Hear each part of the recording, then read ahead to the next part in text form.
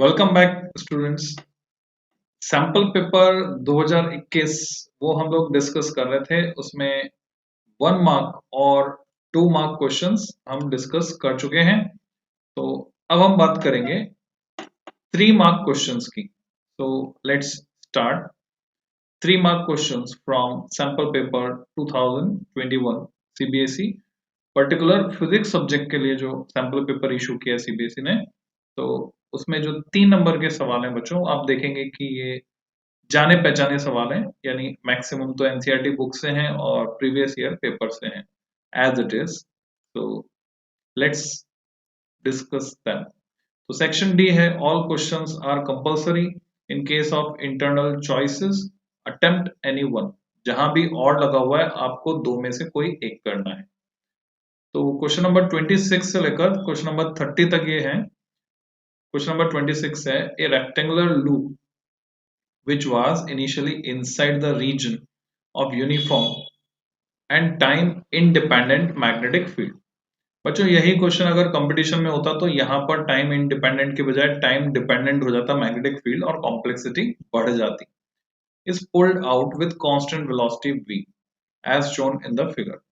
Competition में होता तो वेरिएबल वेलोसिटी हो जाती, कैलकुलस लगानी पड़ जाती। तो अभी हम कांस्टेंट वेलोसिटी से इसको मूव कर रहे हैं। ये एक रेक्टेंगुलर लूप है। तो इससे रिलेटेड आपसे जो सवाल पूछे गए हैं वो पूछे गए हैं। जो क्वेश्चन पूछे गए हैं उससे पहले मैं इसका रेफरेंस दे दूं। इस तरह का सवाल आपने किया है, example 6.8, refer to figure 6.12a। ये आपको एनसीईआरटी में मिल जाएगा, 6 चैप्टर में 8वें नंबर का सॉल्व एग्जांपल। तो इस तरह से ये मैग्नेटिक फील्ड यहाँ प्रेजेंट है और ये लूप को बाहर खींचने के बजाय हम रॉड को खिसकाकर, यू शेप के फ्रेम पर रॉड को खिसकाकर मैग्नेटिक फील्ड को चेंज कर रहे हैं। वहां भी मैग्नेटिक फील्ड चेंज होगा, यानी मैग्नेटिक फ्लक्स उसकी वजह से चेंज होगा। और मैग्नेटिक फ्लक्स जब चेंज होगा तो फ्लक्स के चेंज होने की रेट के नेगेटिव के बराबर ईएमएफ इंड्यूस होता है। तो वही सब हमको पता करना है। तो इस क्वेश्चन को अगर आप देख लेते हैं तो इससे मिलता जुलता सवाल है। यहाँ ग्राफ भी इतने सारे खींचे हुए हैं और ये क्वेश्चन पहले भी एग्जाम में आ चुका है, इसके ग्राफ पूछे जा चुके हैं। तो ईएमएफ का वेरिएशन, फ्लक्स का वेरिएशन, फोर्स का वेरिएशन, पावर का वेरिएशन। तो इस सॉल्व एग्जांपल को ध्यान से पढ़ लेने के बाद ये क्वेश्चन आप इजीली कर सकते हैं। इसमें पूछा है, sketch the variation of magnetic flux, the induced current and power dissipated as Joule heat as function of time. यानी टाइम के साथ इन सबका वेरिएशन आपको ग्राफ प्लॉट करना है। तो आप देख रहे हैं कितनी क्वांटिटीज है, flux, current, power, joule heat. तो कुल मिलाकर 4 क्वांटिटी, आधा नंबर हर एक ग्राफ के लिए। B part, if instead of rectangular loop, अगर उसकी जगह सर्कुलर लूप को खींचा जाता, do you expect the same value of induce current, क्या इंड्यूस करंट उतनी ही होती? Justify your answer, sketch the variation of flux in this case with time. और साथ ही साथ आपको फ्लक्स का वेरिएशन भी दिखाना है इस केस में। तो बच्चों बचे हुए नंबर उसके लिए हो गए, क्योंकि 3 नंबर का क्वेश्चन है तो 2 नंबर और ये 1 नंबर इसके लिए। तो आधा नंबर ये सवाल जो पूछा उसके लिए और आधा नंबर ग्राफ खींचने के लिए। तो अगर हम वेरिएशन प्लॉट करते हैं गिवन सिचुएशन के लिए, जो कि सिचुएशन दी हुई थी आपको, रेक्टेंगुलर लूप को खींच के ले जा रहे हैं, तो शुरू में तो वो अंदर ही है, वेल विद इन। तो फ्लक्स कांस्टेंट रहेगा और जब फ्लक्स कांस्टेंट रहेगा तो ईएमएफ इंड्यूस नहीं होगा, ईएमएफ इंड्यूस 0 रहेगा। अब जब आप बनाएं, ये तो ऐसे ही इन्होंने कॉपी पेस्ट कर दिया बच्चों। जब आप बनाएं तो ध्यान रखें, किस बात का ध्यान रखेंगे कि ये मैच कराते हुए आपको ग्राफ खींचना है ना, एक के नीचे एक, बिल्कुल ऐसे नहीं कि इधर उधर कहीं भी खींच दिया। तो ये आपको मैच कराते हुए ग्राफ खींचना है कि इसके नीचे ही आना चाहिए इंड्यूस्ड ईएमएफ। तो इंड्यूस्ड ईएमएफ में कैसा ग्राफ आना चाहिए, यहां से रेफरेंस लाइन लेंगे मैच कराते हुए, यहां तक तो 0, कोई ईएमएफ इंड्यूस नहीं होगा। उसके बाद फ्लक्स चेंज हो रहा है, फ्लक्स के चेंज होने के रेट के हिसाब से, अब क्योंकि रेट कांस्टेंट आप देख रहे हैं यहाँ एंगल थीटा फिक्स है, तो रेट कांस्टेंट है तो उसके हिसाब से ईएमएफ इंड्यूस होगा। अब क्योंकि इंड्यूस्ड ईएमएफ जो होता है ई होता है minus D phi B upon D T. तो आप देख रहे हैं ऑलरेडी थीटा ऑब्ट्यूस एंगल है, तो ये जो इसका स्लोप है वो पहले ही नेगेटिव है और एक नेगेटिव साइन यहाँ पर और है, तो माइनस माइनस मल्टीप्लाई होकर क्या आ जाएगा प्लस, इसलिए ग्राफ ऊपर की तरफ जा रहा है। अच्छा, ये जो वैल्यू है अगर न्यूमेरिकल डेटा दिया होता तो हम वैल्यू भी निकाल सकते थे, तो अभी तो हमारे पास न्यूमेरिकल डेटा अवेलेबल नहीं है। तो ये ग्राफ यहाँ से ऊपर जाएगा और फिर आगे कांस्टेंट, कब तक, यहाँ तक, यहीं खत्म हो जाएगा। यानी ये लाइन इससे मैच होनी चाहिए जैसे ऊपर से प्रोजेक्शन लेकर। तो अगर मेरे को खींचना है ग्राफ, मैं इसका सॉल्यूशन डिस्प्ले करूंगा, तो मैं क्लैरिटी के साथ इस तरह से डिस्प्ले करना चाहूंगा। y एक्सिस पर 5, x एक्सिस पर टाइम, और फिर उसके बाद मुझे इंड्यूस करंट, इंड्यूस्ड ईएमएफ दिखाना है, तो पहले मैंने इंड्यूस्ड ईएमएफ दिखाया और उसी के नीचे मैच करते हुए हम इंड्यूस करंट दिखाएंगे। So here is induced EMF ई। तो ग्राफ कैसा होगा, जैसे फ्लक्स को हमने दिखाया इस तरह से, जब तक वो well with in the magnetic field है और उसके बाद एक कांस्टेंट रेट पर डिक्रीमेंट। तो बच्चों हम यहाँ से प्रोजेक्शन लेकर इसको हम आगे और आगे जितने भी ग्राफ दिखाने, पावर डिसिपेटेड और ये सब, तो पूरा नीचे तक खींचेंगे और फिर उसके बाद ईएमएफ का ग्राफ, देन करंट का ग्राफ। अब करंट तो क्या होता है हम पता है आई इक्वल टू, टर्न्स उसमें एक ही है, एक टर्न्स है, तो करंट जो है सीधे सीधे 1/r टाइम्स इंड्यूस्ड ईएमएफ। ठीक है, तो इंड्यूस करंट भी अपोज करती है, तो ग्राफ सिमिलर होगा। तो इसको ग्राफ को यहाँ से ऊपर ले जाएंगे, सीधे ये जंप आएगा इसमें, देन यहाँ खत्म हो जाएगा, इससे मैच करेगा। अब आपको इंड्यूस करंट पता है, इंड्यूस पावर निकालना है, दोनों का प्रोडक्ट ले सकते हैं, या फिर आप एफ डॉट वी से निकाल सकते हैं, जैसे कि सॉल्ट एग्जांपल में निकाला हुआ है, power dissipated as Joule heat, और ये ग्राफ खींच सकते हैं। तो ये अपने आप आपको एक्सरसाइज करनी है। फिर पूछा रेक्टेंगुलर लूप की जगह अगर सर्कुलर लूप होता तो क्या होता। तो अगर सर्कुलर लूप होता तो आप सोच सकते हैं ये जो मैग्नेटिक फील्ड है, अगर मैं क्रॉस से दिखाऊं यूनिफॉर्म मैग्नेटिक फील्ड, डॉट से भी दिखा सकते हैं बाहर की तरफ है, तो सर्कुलर लूप है तो सिमेट्री नहीं है शेप में सिमेट्री नहीं होने की वजह से शुरू में फ्लक्स के चेंज होने की रेट कम होगी, लास्ट में भी कम होगी और बीच में ज्यादा होगी। तो यूनिफॉर्मिटी नहीं आएगी जब वो बाहर निकलेगा, स्मूथनेस नहीं आएगी, सॉरी स्मूथनेस आ जाएगी जब बाहर निकलेगा, स्ट्रेट लाइन नहीं होगा। Induce current and power sketches same as shown above, ये तो पिछले वाले का जवाब है। In case of circular coil क्या होगा, rate of change of area of the loop during its passage out of the field is not constant. इस वजह से शेप जो है ये इसका इस तरह का हो गया, स्ट्रेट लाइन होने की वजह से, hence induce current varies accordingly. तो इस तरह का जवाब, तो इसका पूरा बेसिस वही रहेगा जो क्वेश्चन 6.8 मैंने दिखाया, तो उसके बेसिस पे आपको जवाब देना है। फिर भी आपका कोई डिस्कशन बचता है तो आप कमेंट लिखिए, और नहीं तो आप मेरे से व्हाट्सएप पे कांटेक्ट कर सकते हैं, 9414489614 ये number. Okay, next question, question number 27। ये प्रीवियस ईयर पेपर में कई बार आ चुका है। Variable resistor R is connected across a cell of EMF E and internal resistance small R. आपसे कहा ड्रॉ द सर्किट डायग्राम, तो सर्किट डायग्राम हम बना सकते हैं। कैसे दिखेगा circuit diagram, variable resistor R EMF E, अच्छा सेल बना देते हैं पहले हम।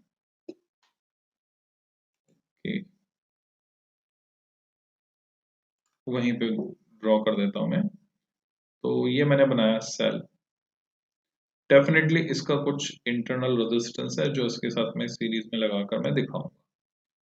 तो सेल का जो ईएमएफ है वो है कैपिटल ई से हम दिखा रहे हैं, इंटरनल रेजिस्टेंस को स्मॉल आर से, और ये जुड़ा हुआ है एक वेरिएबल रेजिस्टेंस जो कि एक्सटर्नल रेजिस्टेंस है, उसको हम चेंज कर सकते हैं। वेरिएबल रेजिस्टेंस का सिंबल ये है जो कि कैपिटल आर है, और इसकी वैल्यू चेंज हो सकती है। और ऑन ऑफ करने के लिए हम एक की लगा सकते हैं, प्लग की मैंने लगा दी है जो ऑप्शनल है। आपके पास बजट है तो लगा दो, नहीं तो नंबर मिल जाएंगे, क्योंकि इसमें जिक्र नहीं है उसका। सर्किट डायग्राम ड्रॉ करने का एक नंबर है बच्चों, 1 mark for this. Plot the graph showing variation of potential drop across R as function of R. वो ग्राफ आपको बनाना है कि जैसे जैसे R बढ़ेगा वैसे वैसे EMF का क्या होगा। बच्चों R बढ़ने पर करंट कम होगी, करंट कम होगी तो इंटरनल रेजिस्टेंस में करंट कम फ्लो होगी, ड्रॉप कम होगा। R बढ़ने पर EMF अगर मैं नापना चाह रहा हूं, plot the graph showing variation, EMF नहीं नापना चाह रहे हैं ना, एक बात को क्लियर करें, पोटेंशियल ड्रॉप नापना चाह रहे हैं। It is not EMF, EMF तो कांस्टेंट आता है, सेल की कैरेक्टरिस्टिक प्रॉपर्टी। तो मान लीजिए यहाँ वोल्ट मीटर मैंने लगा रखा है, तो वोल्ट मीटर के रीडिंग का ग्राफ मुझे प्लॉट करना है विद वेरिएबल रेजिस्टेंस R। तो जैसे जैसे हम R बढ़ाएंगे वोल्टेज भी बढ़ेगा, उसके अक्रॉस होने वाला ड्रॉप भी कब तक बढ़ सकता है, मैक्सिमम हो सकता है EMF E के बराबर। ठीक है, तो बढ़ाने पर बढ़ेगा या घटाने पर बढ़ेगा, just think about, here it is EMF E। जब R जीरो है तो ये शॉर्ट सर्किट है, शॉर्ट सर्किट तो वोल्ट मीटर की रीडिंग भी जीरो है, यानी ग्राफ स्टार्ट होगा ओरिजिन से, और जैसे जैसे R बढ़ेगा वैसे वैसे V की वैल्यू बढ़ेगी, और जब R इंफिनिटी हो जाएगा, R बिकम्स इंफिनिटी, तो जब ये R इंफिनिटी हो जाएगा उस समय पर इस सर्किट में कोई करंट फ्लो नहीं होगी, वोल्ट मीटर जो है सीधे सीधे EMF को नापेगा। तो ऐसी सिचुएशन ग्राफ में जब हम दिखाते हैं तो ये अप्रोचिंग सिचुएशन होती है, यानी कभी इंफिनिटी होगा नहीं, जस्ट अप्रोच करेगा, पैरेलल हो जाएगा, तो वोल्टेज EMF के बराबर होगा नहीं, just it becomes parallel. At what value of R current in circuit will be maximum. बच्चों एक नंबर तो इसका हो गया, फिर एक नंबर इस ग्राफ का हो गया, और फिर R की किस वैल्यू के लिए सर्किट में करंट मैक्सिमम हो जाएगा, तो वो हम कैलकुलेट कर सकते हैं। R की किस वैल्यू के लिए सर्किट में करंट मैक्सिमम होगा, जब R जीरो होगा तो इसको बोलते हैं शॉर्ट सर्किट करंट, और इस टाइम पे मैक्सिमम करंट की वैल्यू भी हम निकाल सकते हैं, it will be capital E upon R, capital E upon small r, इतनी होगी। तो आप आंसर देख सकते हैं, सर्किट डायग्राम का एक नंबर है, ग्राफ का एक नंबर है, और maximum current drawn will be at R equal to 0, ये लिखने का एक नंबर है। नेक्स्ट क्वेश्चन और पार्ट में था, दोनों में से कोई सा एक करना था। Storage battery is of EMF 8 volt. ये बच्चों NCERT का ही क्वेश्चन है, 3.11 पेज नंबर 128 पर, एडिशनल एक्सरसाइज से पहले, मेन एक्सरसाइज नहीं। बहुत अच्छा क्वेश्चन है, कई बार आ भी चुका है एग्जाम में। 8 वोल्ट की बैटरी और उसका इंटरनल रेजिस्टेंस आपको दिया हुआ है, 8 वोल्ट की बैटरी, इंटरनल रेजिस्टेंस 0.5 ओम, उसको चार्ज करना है डीसी सप्लाई 120 वोल्ट से using a resistor, series resistor 15.5 ohm. Circuit diagram आपको बनाना है, आप बना सकते हैं। आपने बनाई 8 वोल्ट की बैटरी जिसका कुछ इंटरनल रेजिस्टेंस है, ये आपने दिखा दिया 8 वोल्ट, इंटरनल रेजिस्टेंस 0.5। चार्ज करने के लिए आपने डीसी सप्लाई लगाई, तो चार्ज कैसे करते हैं, बैटरी का जो पॉजिटिव है वो चार्जर के पॉजिटिव से जुड़ेगा। डीसी सप्लाई को हम एक डब्बे से, बॉक्स से दिखा सकते हैं, this is DC supply of 120 volt, और यहाँ लिख देंगे हम नीचे डीसी सप्लाई। और क्योंकि अब लॉजिक क्या है कि ये 120 वोल्ट इतना ज्यादा है कि बैटरी गर्म हो जाएगी, तो करंट को हमें कंट्रोल करना पड़ेगा, और उसी के लिए हम सीरीज में रेजिस्टेंस लगाते हैं जो कि है 15.5 ओम। तो सर्किट बनाने का एक नंबर है आपका। Now calculate the potential difference across the battery. Battery के अक्रॉस पोटेंशियल डिफरेंस आपको निकालना है, तो सिंपल सा लॉजिक है, पहले हम सर्किट की करंट निकाल लें।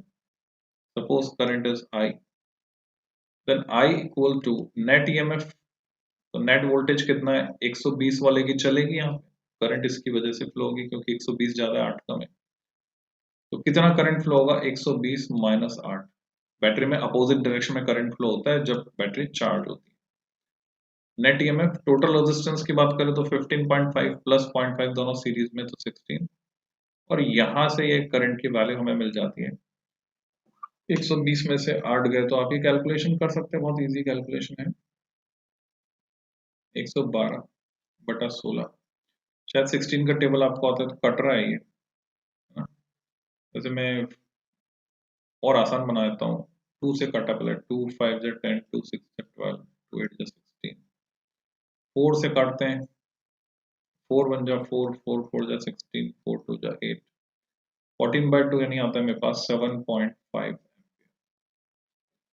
तो करंट आई 7.5 एम्पियर। अब इसके बेसिस पर मैं कैलकुलेट कर सकता हूँ potential difference across the battery. तो बैटरी के अक्रॉस या तो हम केवीएल लगा लें या डायरेक्ट वैसे भी कैलकुलेट कर लें। 8 वोल्ट, मान लो मैं पॉइंट ए से पॉइंट बी तक जाता हूँ, तो प्लस से माइनस गया तो -8। देन 0.5 ओम, उसमें मैं करंट की डायरेक्शन में जा रहा हूँ, वो भी ड्रॉप की तरह ट्रीट करेंगे हम, तो -0.5 इंटू करंट हम कैलकुलेट कर चुके हैं 7.5, तो यहां से हमें मिल जाता है करंट 7.5 आई है। कैलकुलेशन एक बार चेक कर लेता हूं मैं। So this will be the value, 0.5 को 7.5 से मल्टीप्लाई करना पड़ेगा और 8 में हम जोड़ देंगे, इतना ड्रॉप होगा। या फिर हम उसको ऐसे भी कर सकते हैं, रिमेनिंग यहां पर होने वाला ले सकते हैं, यानी 120 में से सब्ट्रैक्ट करना होगा 15.5 इंटू 7.5, उससे भी सेम रिजल्ट आएगा बच्चों। What is the purpose of having series register?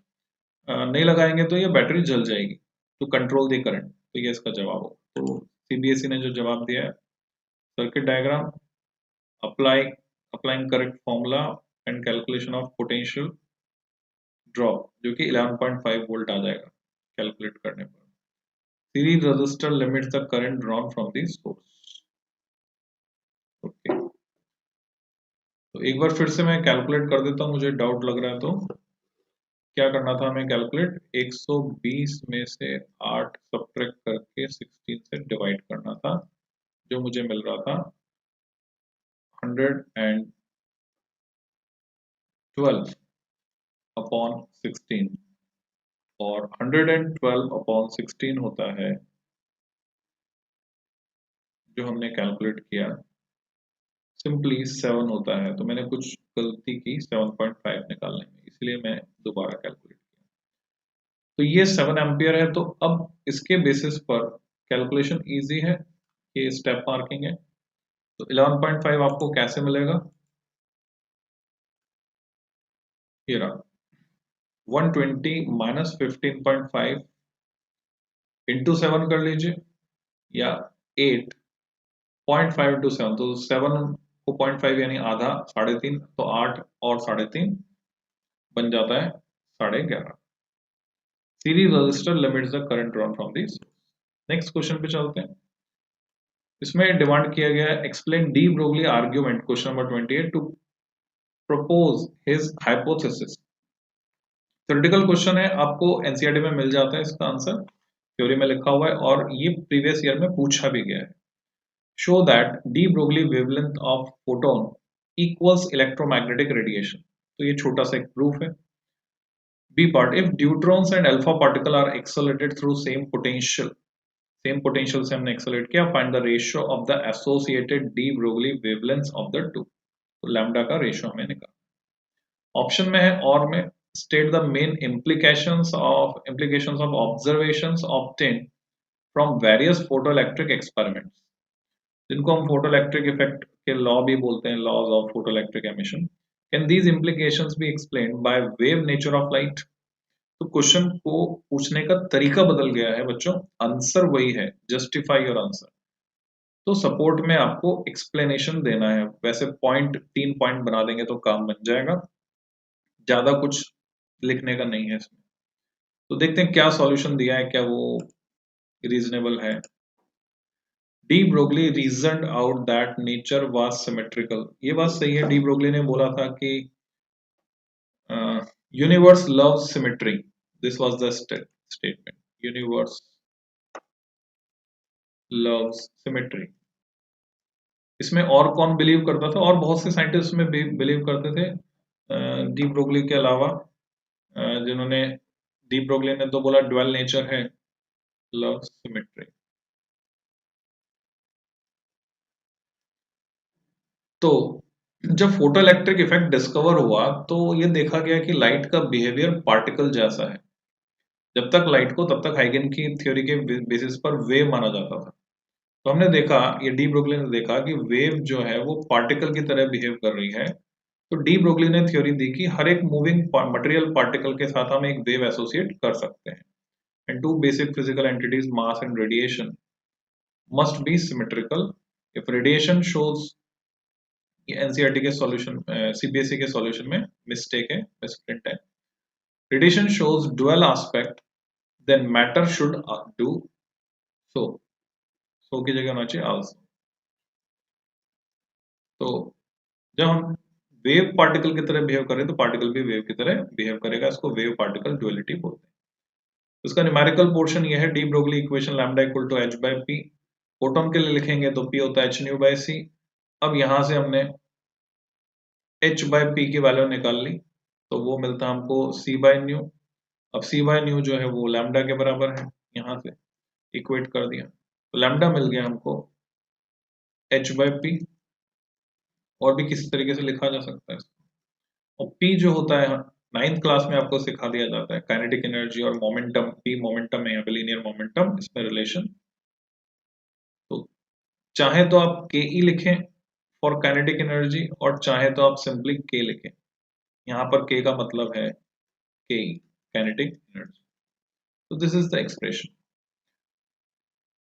अब आपसे पूछा है कि सेम पोटेंशियल से एक्सेलेरेट किया है, तो हम इसको पोटेंशियल के टर्म्स में भी कन्वर्ट कर सकते हैं। कैसे? काइनेटिक एनर्जी को, चेंज इन काइनेटिक एनर्जी को चेंज इन पोटेंशियल एनर्जी से इक्वेट करके हम QV के बराबर लिख सकते हैं। फिर उस फॉर्मूले में वैल्यूज पुट कर देंगे। So alpha particle will be having shortest de Broglie wavelength compare to deuteron. कैसे? ये मैंने यहाँ पे रख दिया h upon under root of 2m/QV। तो जो कांस्टेंट है उनको हटा दिया जाए तो लैम्डा किसके प्रोपोर्शनल? लैम्डा प्रोपोर्शनल है 1 upon under root of m and q। Alpha particle और ड्यूट्रॉन में यही फर्क आएगा। अल्फा पार्टिकल का मास 4 है, तो अल्फा पार्टिकल के लिए डिनोमिनेटर बड़ा है तो उसकी वेवलेंथ कम होगी, शॉर्टेस्ट डी ब्रोगली वेवलेंथ। यहाँ वैल्यूज रख के और हम एग्जैक्ट रेशियो भी निकाल सकते हैं अगर पूछा है तो। क्या पूछा है? Find the ratio of associated de Broglie wavelength of the to. Exactly ratio पूछा है। रेशियो पूछा है तो रेशियो हमें बताना चाहिए किसका किसके साथ। ड्यूट्रॉन पहले आ रहा है, अल्फा पार्टिकल बाद में आ रहा है, तो उसी सीक्वेंस में बताना चाहिए। तो भले ही इन्होंने आंसर जो भी दिया है यहाँ पर यही खत्म कर दिया आंसर, आगे कुछ नहीं है और वाला है। सो यहाँ तक हम खत्म नहीं करेंगे, तरीके से इसको एक्सप्रेस करेंगे। तरीका ये रहेगा, लैम्डा ड्यूट्रॉन, ड्यूट्रॉन पहले आएगा बच्चों, अपॉन लैम्डा अल्फा, अल्फा बाद में आएगा। तो ये किसके बराबर होगा? ये होगा अंडर रूट ऑफ, रिवर्स हो जाएगा यहाँ पर, m alpha q alpha upon m deuteron q deuteron. अब मैं वैल्यू रख दूंगा, तो जब मैं वैल्यू रखता हूं तो m alpha is 4, mass of alpha particle 4 unit, 4 atomic mass unit, 4 unified atomic mass unit, this is 4। Charge on alpha He24 होता है into 2, mass of deuteron 2, charge on deuteron 1, 1h2 होता है। ड्यूट्रॉन क्या होता है? 1h2। So what we get? 2 get cancelled, so we get root of 4, under root 4 means 2.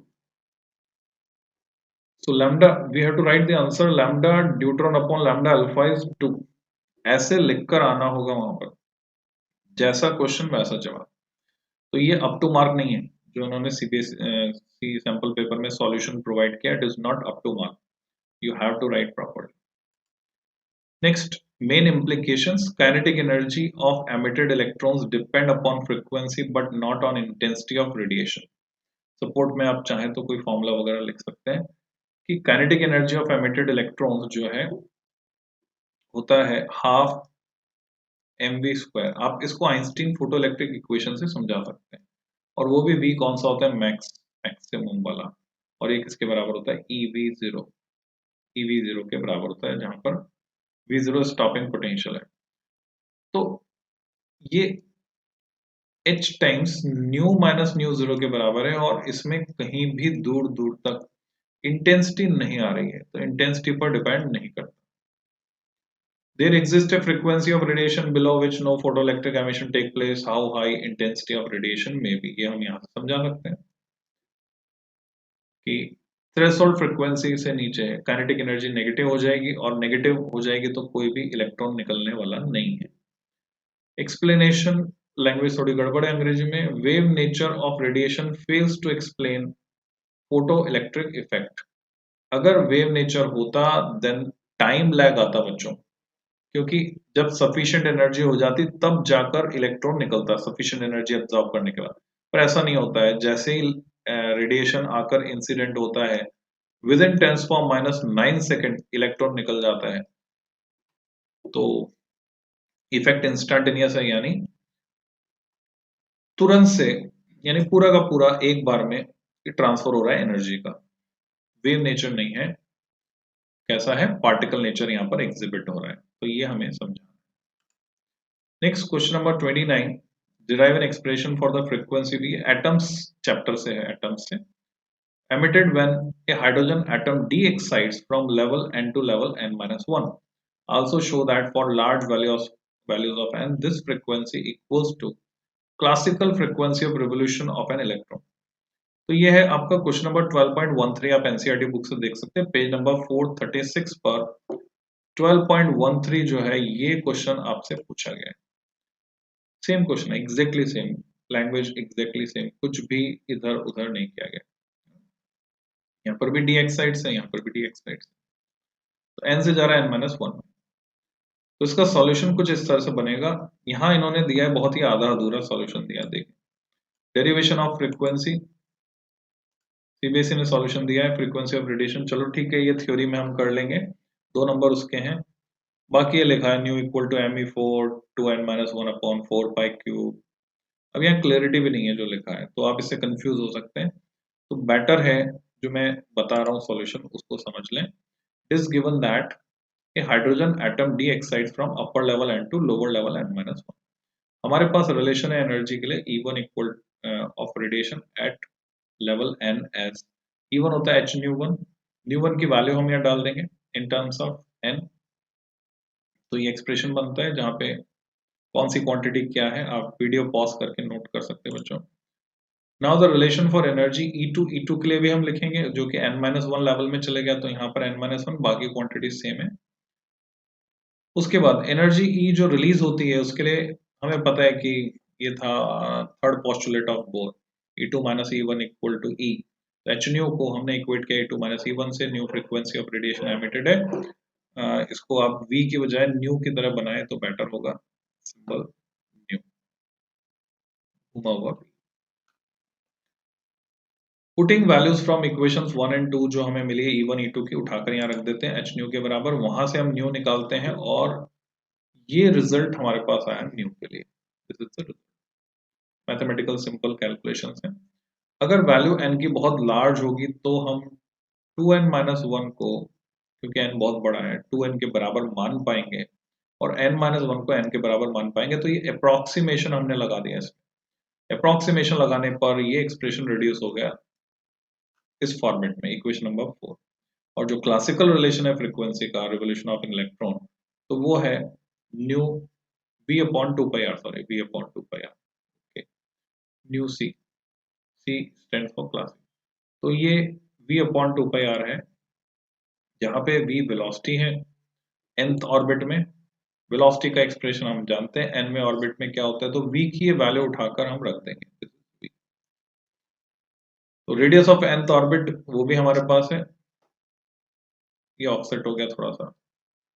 Putting the values of equation 6 and 7 in equation 5 we get, यहां से हमें frequency मिल जाएगी जो कि मैच हो रही है 4 से, ठीक है। फ्रीक्वेंसी मैच हो गई। Hence the frequency of radiation emitted by hydrogen atom is equal to its classical orbital frequency. ये रहा पिछला, ये frequency, classical relation for frequency, this is frequency, and here this is velocity.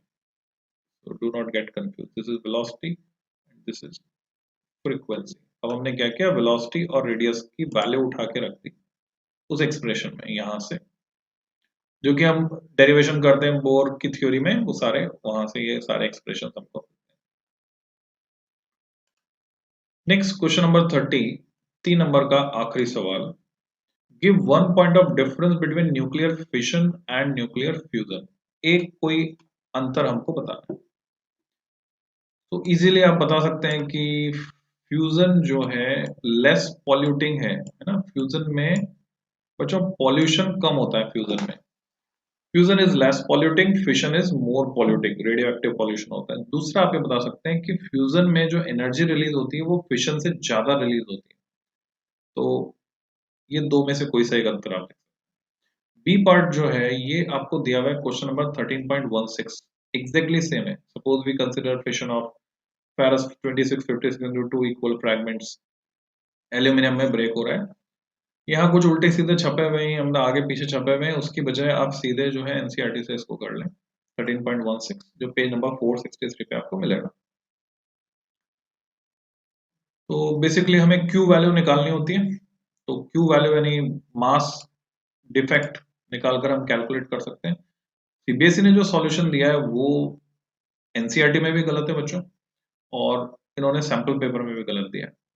Difference between nuclear fission वो बताने का एक number, फिर calculation Q equal to, गलती ज्यादा बड़ी नहीं है, मामूली सी है कि यहाँ एक माइनस साइन आएगा, दिस इज नेगेटिव, और जब नेगेटिव आएगा तभी ये पॉसिबल नहीं है क्योंकि रिएक्शन एंडोथर्मिक हो जाएगी, हीट निकलनी चाहिए।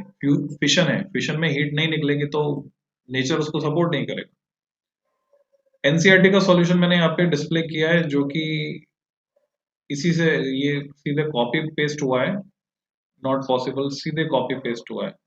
बट एक्चुअल में कैसे लिखना चाहिए आपको, तो आपको ऐसे लिखना होगा, fission of Fe26 can be given as, सबसे पहले आप रिएक्शन लिखेंगे, फिर एटॉमिक मासेस उनके दिए हुए हैं, गिवन डेटा लिखेंगे, जो एटॉमिक मासेस दिए हुए हैं, गिवन डेटा लिखने के बाद क्यू वैल्यू निकालेंगे, मास का डिफरेंस, मास डिफेक्ट। अब ये आ रहा है यू की टर्म्स में और हमने सी स्क्वायर से मल्टीप्लाई किया। क्यों किया? क्योंकि E equal to M C square, energy निकालनी है तो। और अगर मास हम यू में यूज कर रहे हैं तो सीधे सीधे हम इसको मेगा इलेक्ट्रॉन वोल्ट में कैलकुलेट कर सकते हैं, क्योंकि 1 U corresponds to 931.5 mega electron volt upon C square. तो वही हमने यहाँ पे किया। तो कैलकुलेशन करने पर ये जो क्वांटिटी आ रही है आप देख रहे हैं ध्यान से, नेगेटिव आ रही है। The Q negative value of the fission, Q value of the fission is negative, negative है, therefore the fission is not possible. ये ऐसे हमें रीजन देना है। Energetically, for an energetically possible fission reaction Q value must be positive, positive होगी तो nature उसको support करेगी, अदरवाइज सपोर्ट नहीं करेगी। तो ये समझने की बात है बच्चों। तो ये हमने 3 नंबर वाले क्वेश्चंस पूरे देख लिए। अब बस खाली 5 नंबर वाले 3 सवाल बचते हैं इस पेपर में।